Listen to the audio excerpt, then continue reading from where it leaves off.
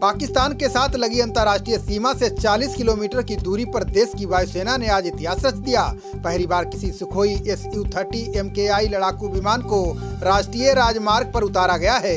इसके अलावा हाईवे पर सुपर हरकुलस, जगुआर और सुखोई को भी उतारा गया है। राजस्थान के बाड़मेर के नेशनल हाईवे पर बने इमरजेंसी लैंडिंग फील्ड का केंद्रीय रक्षा मंत्री राजनाथ सिंह और केंद्रीय सड़क परिवहन मंत्री नितिन गडकरी ने उद्घाटन किया। ये emergency landing field NH 925A highway पर 3 किलोमीटर के क्षेत्र में बनाई गई है। ये जगह इसलिए अहम है क्योंकि पाकिस्तानी सीमा से इसकी दूरी मात्र 40 किलोमीटर है। उद्घाटन के बाद वायुसेना के लड़ाकू विमान सीधे हाईवे पर उतरे। सुखोई, जगुआर और हरकुलिस ने आसमान में अपना दम दिखाया। इमरजेंसी हाईवे हवाई पट्टी का उद्घाटन करने के लिए दोनों केंद्रीय मंत्री दिल्ली से हरकुलिस विमान में सवार होकर बाड़मेर पहुंचे थे। देश में ये पहली बार हुआ है जब किसी नेशनल हाईवे का इस्तेमाल भारतीय वायुसेना के विमानों की इमरजेंसी लैंडिंग के लिए किया जा रहा है। इस प्रोजेक्ट को तैयार करने के लिए 24 महीने का लक्ष्य रखा गया था। इसके बावजूद इमरजेंसी लैंडिंग फील्ड का निर्माण 19 महीनों के भीतर ही कर लिया गया। जुलाई 2019 में इसकी शुरुआत की गई थी और इसी साल जनवरी में ये प्रोजेक्ट पूरा हो गया। इसे भारतमाला प्रोजेक्ट के तहत तैयार किया गया है।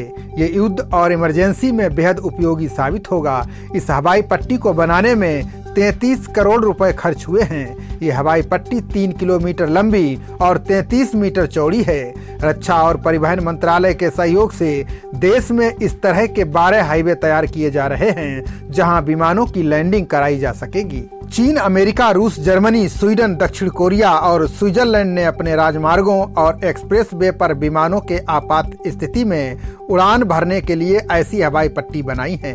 भारत में ये पहली इमरजेंसी हवाई पट्टी है। आंध्र प्रदेश में 2, पश्चिम बंगाल और जम्मू कश्मीर में राष्ट्रीय राजमार्गों पर एक और हवाई पट्टी बनाई जा रही है। उत्तर प्रदेश में लखनऊ आगरा एक्सप्रेस वे पर हवाई पट्टी का निर्माण हो चुका है, जिस पर 2017 में वायुसेना ने ट्रायल किया था। इमरजेंसी लैंडिंग फील्ड भारत के लिए बेहद अहम होगी। इसे भारत की रक्षा तैयारियों के संदर्भ में देखा जा रहा है। बता दें कि इससे पहले वायुसेना प्रमुख RKS भदौरिया ने कहा था कि भारतीय वायुसेना अगले 2 दशक में 350 विमान खरीदने की योजना बना रही है।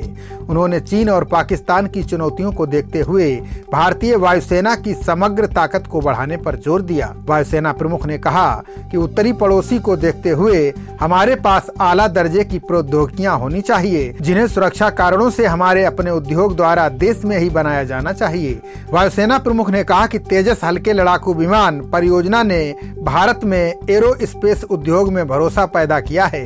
भारत में स्वदेशी विमानों के विकसित होने की असीम संभावनाएं हैं। खबरों का सिलसिला जारी रहेगा। देखते रहिए जनप्रवाद। नमस्कार।